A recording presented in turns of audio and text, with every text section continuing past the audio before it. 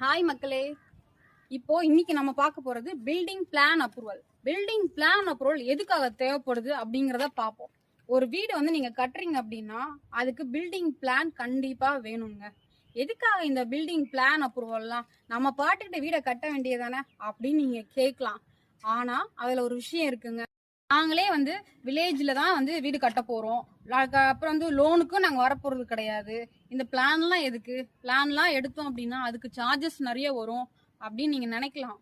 Recent டேஸ்ல கூட நம்ம தமிழ்நாடு கவர்மெண்ட்ல இருந்து கவர்மெண்ட் ஆர்டர்ல பிளான் அப்ரூவல் வேண்டியதில்லை அப்படின்னு சொல்லிட்டு நியூஸ் கூட சொல்லியிருந்தாங்க. ஆனா அந்த தப்பை மட்டும் நீங்க என்னைக்குமே செஞ்சிடாதீங்க. இன்கேஸ் நீங்க வீடு கட்டி முடிச்சுட்டு ஒரு ப்ராப்பர்ட்டி டேக்ஸ் நீங்க வாங்கணும் அப்படின்னா நீங்க போறீங்க அப்படின்னா முன்னாடி மாதிரிலாம் கிடையாதுங்க. வீட்டு வரி ரசீது வேணும் அப்படின்னா கண்டிப்பா பிளான் அப்ரூவல் மேண்டட்டரிங்க. பிளான் அப்ரூவல் இல்லாம இப்ப எந்த வீட்டு வரி ரசீதையுமே எடுக்க முடியாது. முன்னாடிலாம் இந்த கிளர்க்கு கிட்ட சொல்லி நம்ம மேனுவலா பண்ணிடலாம். பட் இப்போ எல்லாமே ஆன்லைன் ப்ராசஸ் அப்படிங்கிறப்ப பிளான் கண்டிப்பா தேவைப்படுங்க. இது ப்ராப்பர்ட்டி டாக்ஸ்க்காக மட்டும் கிடையாது.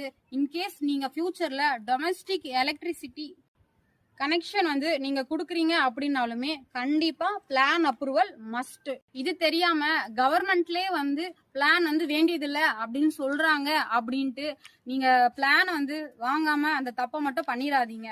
நீங்க ஒரு 10க்கு 10 சதுரடியில வீடு கட்டினாலுமே கூட தயவு செஞ்சு பிளான் அப்ரூவல் வாங்குங்க. பிளான் அப்ரூவல் இல்லாம வீடை கட்டாதீங்க. சோ நீங்க எங்க வீடு கட்டினாலும் சரி, எவ்வளவு சதுரடியில வீடு கட்ட போறீங்கனாலும் சரி, கண்டிப்பா பிளான் அப்ரூவல் மஸ்ட். இந்த மாதிரியான தகவல்களை தெரிஞ்சிக்க நம்ம சேனலை ஃபாலோ பண்ணிக்கிங்க.